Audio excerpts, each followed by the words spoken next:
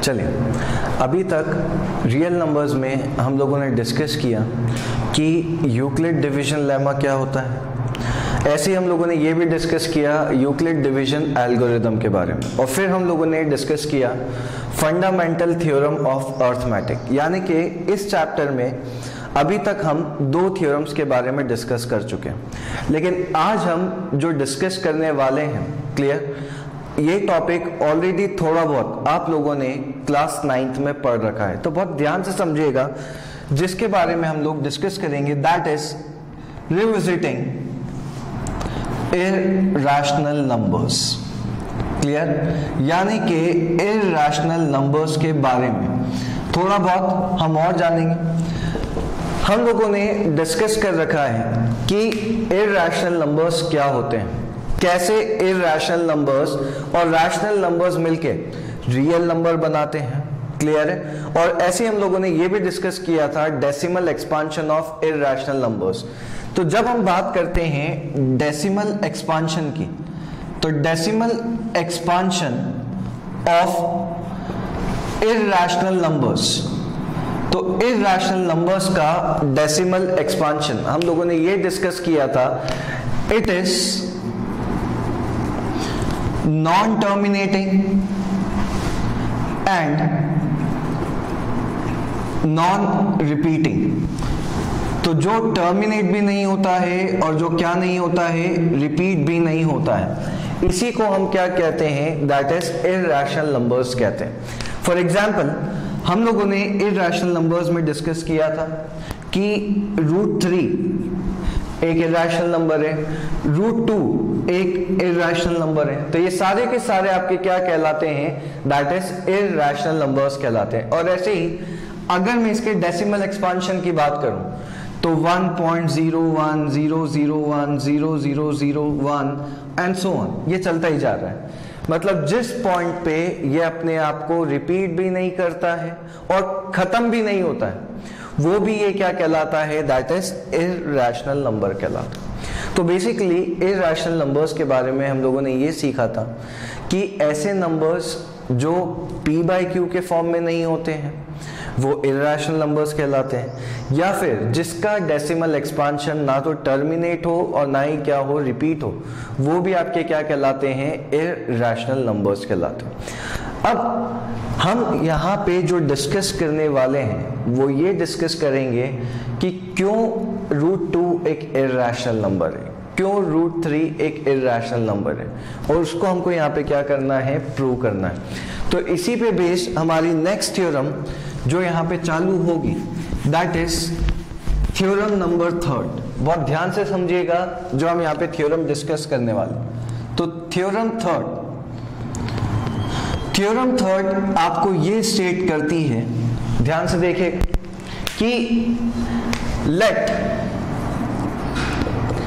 p be a prime number. p क्या है, एक प्राइम नंबर है, इतना clear. If p divides a square, अगर p किसको डिवाइड कर रहा है, a स्क्वायर को डिवाइड कर रहा है, then p divides a also. तो p किसको डिवाइड करेगा, a को भी डिवाइड करेगा, where a is a positive integer, और a क्या है, एक पॉजिटिव इंटीजर, इतना क्लियर। तो यहां पे आपको क्या बोला गया है, ध्यान से देखिए, कि let p be a prime number. p क्या है, एक कोई भी प्राइम नंबर है। If p divides a square, p किसको डिवाइड करेगा, अगर a स्क्वायर को, then p divides a also, ठीक है। तो इसको सॉल्व करते हैं, ध्यान से देख। ये जो थ्योरम है आप लोगों के एग्जाम्स में नहीं पूछी जाती है, लेकिन इसी थ्योरम पे आप लोगों के जो क्वेश्चंस हैं वो 100% एग्जाम में आएगा। तो बहुत ध्यान से थ्योरम क्या स्टेट कर दिया, अगर p एक प्राइम नंबर है, ठीक है, और p किसको डिवाइड कर रहा है, a स्क्वायर को, then p divides a also, इतना क्लियर। चलिए चालू करते हैं। अब देखिए सबसे पहले हमने मान लिया let the prime factorization of a, हमने मान लिया कि ए के प्राइम फैक्टराइजेशन हमारे पास क्या आ रहा है, P1, P2, P3 से लेके Pn तक। क्लियर है? तो जब हमने ए का क्या किया, प्राइम फैक्टराइजेशन किया, तो हमारे पास P1, P2, P3 से लेके क्या है, इसके फैक्टर्स है। P1, P2, P3 से लेके Pn तक are not necessary that they are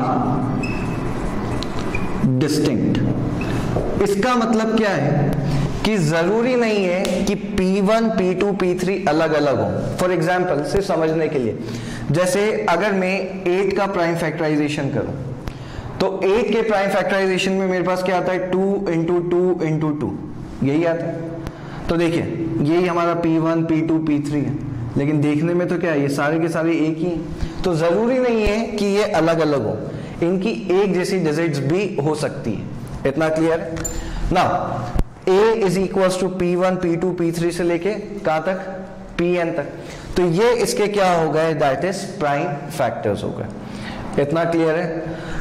आपको गिवन है if P divides A square, P किसको डिवाइड कर रहा है, दैट इज A स्क्वायर को डिवाइड कर रहा है। ठीक है? तो सबसे पहले इसको मैंने क्या दे दिया, equation 1। On squaring both sides of equation 1, equation 1 की दोनों साइड्स को हमने क्या कर दिया, स्क्वायरिंग कर दी। तो बताइए ये क्या हो जाएगा, A square is equals to, इधर क्या होगा, P1 का स्क्वायर, P2 का स्क्वायर, P3 का स्क्वायर से लेके Pn तक का स्क्वायर, यही आए। जब स्क्वायरिंग की तो हमारे पास ये आ गया P1 square, P2 square, P3 square से लेके कहां तक, Pn स्क्वायर तक। इतना सबको क्लियर रहेगा?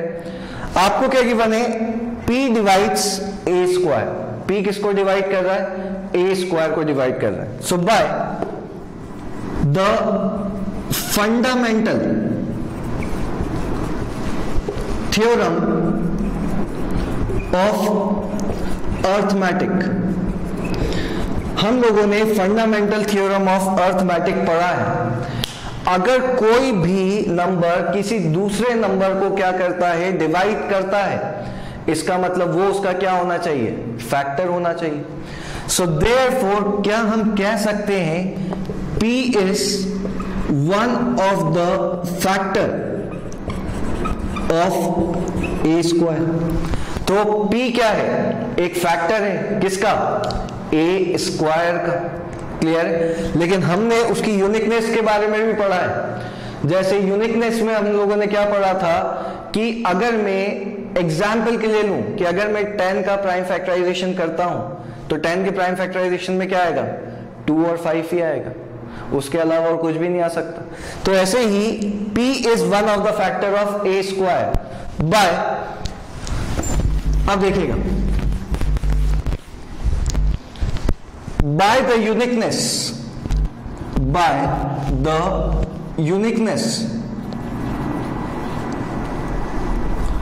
of fundamental theorem of arithmetic, तो by the uniqueness of fundamental theorem of arithmetic, P belongs, जो P है वो किसमें से बिलोंग करना चाहिए, P1 square, P2 square, P3 square, इसमें से ही बिलोंग करना चाहिए। तो P belongs from one of its factor. तो P किस में से होना चाहिए, इसी के एक फैक्टर में से होना चाहिए। Therefore P should be from P1, P2, P3 से लेके कहां तक, Pn तक, यही आएगा। तो P कहां से होना चाहिए, इन्हीं में से होना चाहिए, इसके अलावा और किसी में से नहीं हो सकता। ठीक है? सो देयरफॉर हम ये स्टेट कर सकते हैं कि अगर P इसी में से है, इतना क्लियर, किस में से, P1 P2 P3 से लेके कहां तक, Pn तक, तो if P divides A square then P divides A also. तो P किसको डिवाइड करेगा, A को भी डिवाइड करेगा। तो देखिए अगर ये किसको डिवाइड कर रहा है, A स्क्वायर को, ठीक है, तो ये किसको डिवाइड करेगा, दैट इज A को भी डिवाइड करेगा, क्योंकि ये इसी में से क्या कर रहा है, इसका ही फैक्टर है, और अगर इसी का फैक्टर है तो ये इसको क्या करना चाहिए, डिवाइड करना चाहिए। तो बहुत ही सिंपल सा कॉन्सेप्ट है। आपसे बोला गया है कि अगर एक P एक प्राइम नंबर है और P किसको डिवाइड कर रहा है, A स्क्वायर को, तो P किसको डिवाइड करना चाहिए, A को भी करना चाहिए। तो हमने सबसे पहले क्या मान लिया, let the prime factorization of A clear is equals to P1 P2 P3 से लेके कहां तक, Pn तक, वेयर P1 P2 P3 ये सारे के सारे जरूरी नहीं है क्या हो, अलग अलग हो। Now if P divides A square, आपको क्वेश्चन में क्या गिवन था, P किसको डिवाइड कर रहा है, A स्क्वायर को डिवाइड कर रहा है, ठीक है। तो on squaring both sides from equation, A square equals to कितना हो गया, P1 square P2 square P3 square से लेके किसको, इतना।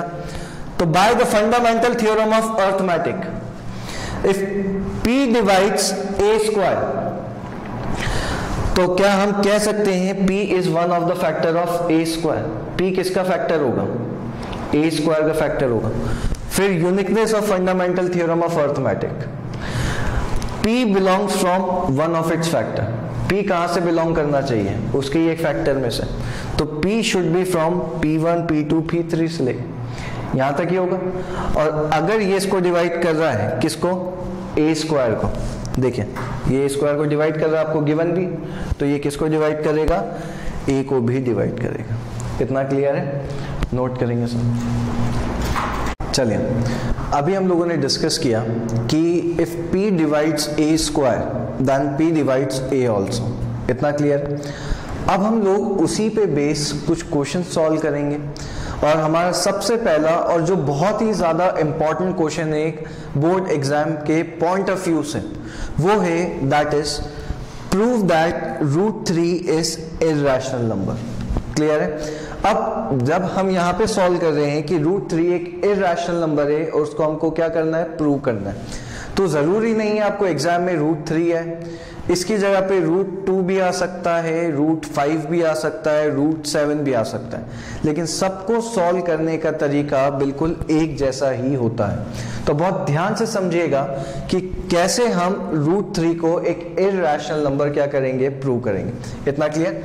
तो देखिए हमने यहाँ पे जब हम √3 को इर्रेशनल नंबर प्रूव करना है तो हम यहाँ पे हेल्प लेंगे कॉन्ट्राडिक्शन की। कॉन्ट्राडिक्शन का मतलब ये होता है कि जो आपको बोला गया है आपको उसका उल्टा लेना है। तो आपको क्या बोला गया है कि आपको ये प्रूव करना है कि ये इर्रेशनल नंबर है, तो हम इसको क्या मानेंगे, एक रैशनल नंबर मानेंगे। तो सबसे पहले हमने मान लिया let √3 be a rational number. Clear.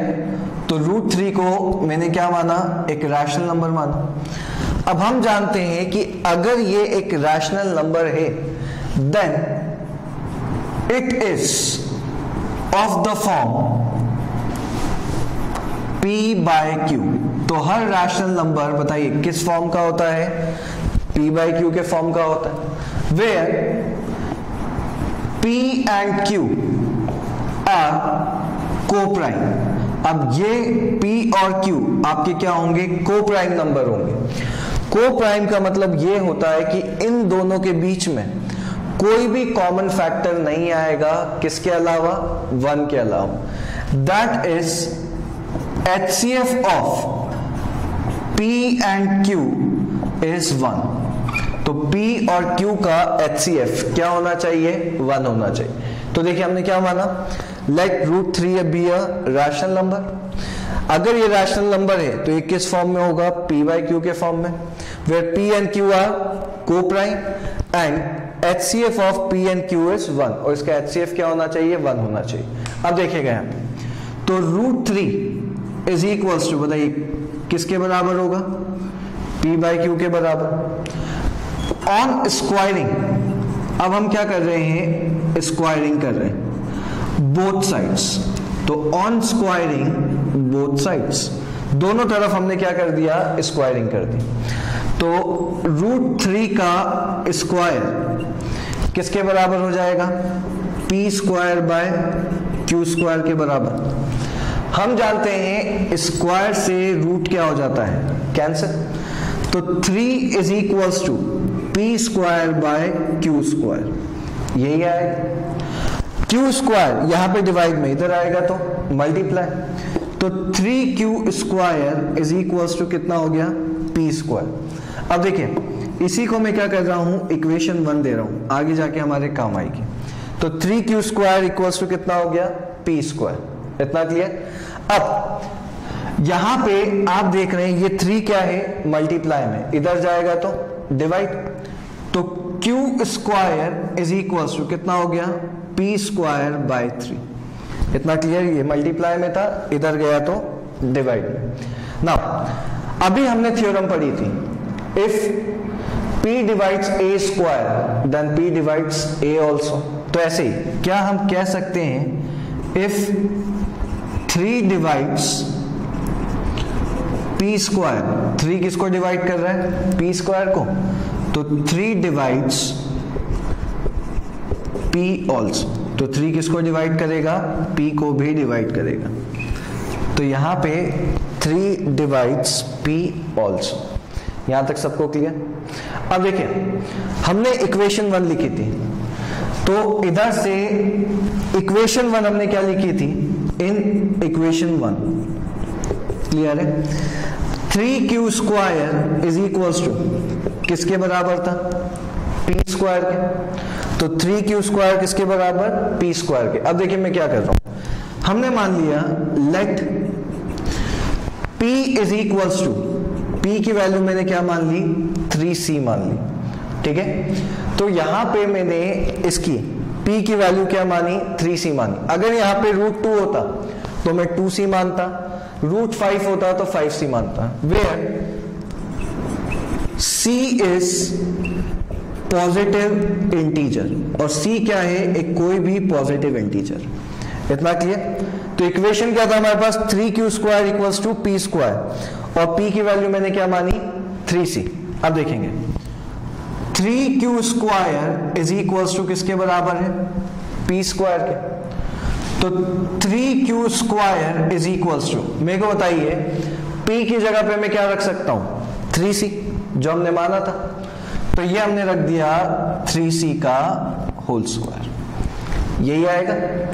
तो 3q square is equals to 3 का स्क्वायर कितना होता है, 9, तो 9c स्क्वायर। इतना क्लियर।